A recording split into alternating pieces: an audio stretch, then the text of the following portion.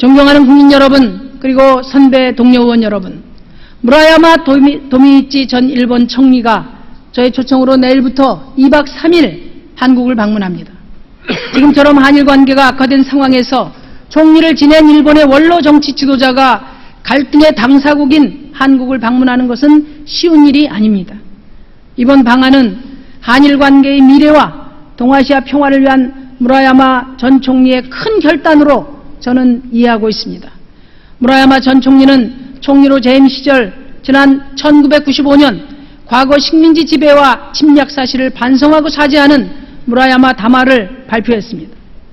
이 담화는 일본 정부의 첫 공식 사죄이자 평화로운 한일 관계, 평화로운 아시아를 향한 첫 이정표였습니다. 이후 김대중 오부치 공동선언으로 이어지며 아베 정권 이전까지 한일 양국이 큰 맥락에서 평화와 협력을 이어오는 토대가 되었습니다. 무라야마 전 총리의 이번 방안이 무라야마 담화의 역사적 의미를 다시 한번 되새기고 한일 관계의 미래지향적 재정립을 향해 나아가는 중요한 계기가 될 것을 기대합니다. 선배 동료 의원 여러분들께서 무라야마 전 총리 일행을 세계 시민으로서의 예의와 존중으로 반갑고 따뜻하게 맞아주실 것을 부탁드립니다. 정부 채널을 통한 외교적 해법이 없을 때 의원 외교는 매우 중요합니다. 저는 이번 초청이 양국 간의 외교의 다양성과 긴밀성을 증가시키는 의회, 의원, 정당 간의 다차원 외교로 발전되기를 희망합니다. 아베 신조 일본 총리는 취임 후 평화헌법 개정과 집단적 자위권 행사의 야욕을 드러내고 야스쿠니 신사 참배를 감행하는 등 극단적인 우경화 행보를 거듭하면서 한일 관계를 악화시키고 동북아 지역을 긴장의 소용돌이로 몰아놓고 있습니다.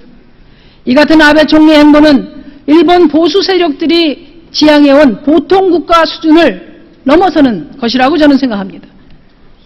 아베 정권이 한일 관계 정상화와 동아시아 국가와의 협력을 진정으로 원한다면 과거 일본이 자행한 식민지 지배와 침략 전쟁을 통렬히 반성하고 사죄하는 역사 인식으로부터라는 점을 명심해야 할 것입니다. 아울러 박근혜 정부에게도 촉구합니다. 외교도 정치입니다. 신념만으로는 성과를 낼 수 없습니다. 일본 아베 총리가 현실이 아니라 실현 불가능한 신념에 집착하는 한 당장 정부 차원의 한일 관계를 정상화하기 어려워 보입니다. 그러나 도쿄로 가는 길은 꼭 하나의 길만 있는 것은 아닙니다. 워싱턴, 베이징, 모스크바 그리고 평양도 있습니다. 특히 사회경제 분야는 동아시아 국가 전체를 거쳐서 돌아갈 수도 있습니다. 이제 한일 관계는 양국의 이익을 넘어서 동아시아 지역 전체의 공동 이익을 추구하는 틀내에서 재정립되고 모색되어야 합니다. 박근혜 대통령은 6자회담 복원에 주도적으로 나서고 동북아 평화협력 구상을 구체화해서 지역 내 평화 촉진자로서의 역할을 서둘러 줄 것을 촉구합니다. 동시에 경제, 환경, 생태, 인권 분야를 포괄하는 동아시아 사회경제협력 구상을 적극적으로 제시하고 이걸 바탕으로 새로운 한일관계 모색에 나서야 할 것입니다. 현재 한일 및 중일 갈등이 고조되고 북핵을 둘러싼 안보 불안이 상존하고 있습니다마는 동아시아 국가 간의 깊은 사회경제적 상호의존성은 동아시아 공동이익과 발전을 위한 협력의 토대입니다. 국가 간의 주도권 경쟁보다는 경제협력을 통해 더 많은 공동이익을 창출할 수 있음을 의미합니다. 초국가적인 비전통적인 안보 위협에 대해서도 공동 대처에 나서야 합니다. 기후변화, 황사, 전염병, 핵발전소, 환경 생태 분야의 협력은 더 이상 미룰 수 없는 과제입니다. 특히 아동노동의 금지, 최저임금 등 노동인권 문제에 대한 공동의 인권사회 협약을 마련하는 방안도 고민해 봐야 합니다. 등고망원의 자세로 동아시아 지역 내의 갈등 온도를 낮추고 공동의 이익을 증진할 대담하고 창의적인 동아시아 구상을 마련할 것을 박근혜 정부에게 촉구합니다. 정의당은 민주주의, 민생, 평화를 실현하는 데 최선을 다하겠습니다. 국정원 대선 개입 축소 은폐를 지시한 김용판 전 서울경찰청장의 무죄 판결, 한마디로 사법적인 국기문란 행위입니다. 이제 남은 것은 특검뿐입니다.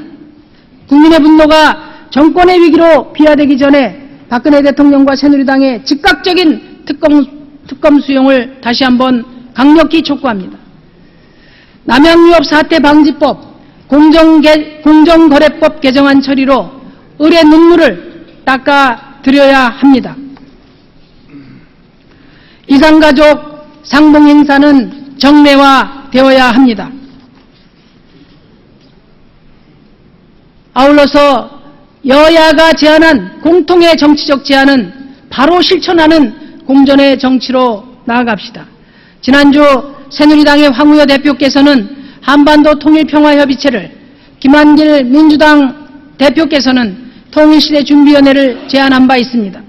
저 역시 지난해 6월 국회 연설에서 남북관계 발전과 사회통합을 위한 평화를 위한 국가지도자 연석회의를 제안한 바 있습니다.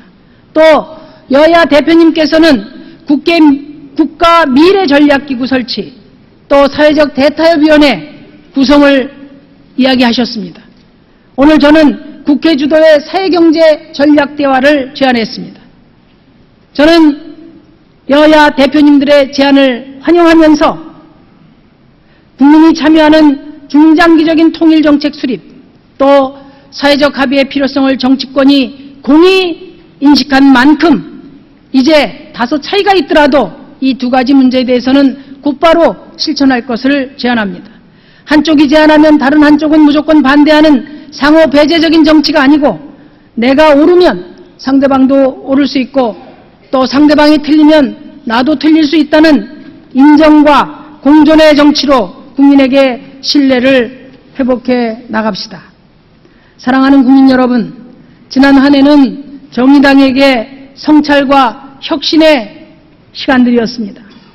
지금 정의당에서는 더 넓고 더 아래로부터 국민의 말을 경청하고 국민과 함께 국민을 위한 진보로 거듭나는 조용한 혁명이 진행되고 있습니다. 아직 부족합니다. 그러나 사람이 가난하다고 해서 그 꿈이 가난한 것이 아니듯이, 비록 정의당이 5석의 소수 정당입니다마는 우리는 노동존중 사회, 따뜻한 복지국가를 선도하는 정당이 될 것입니다. 정의당의 노력을 지켜봐 주십시오. 경청해 주셔서 감사합니다.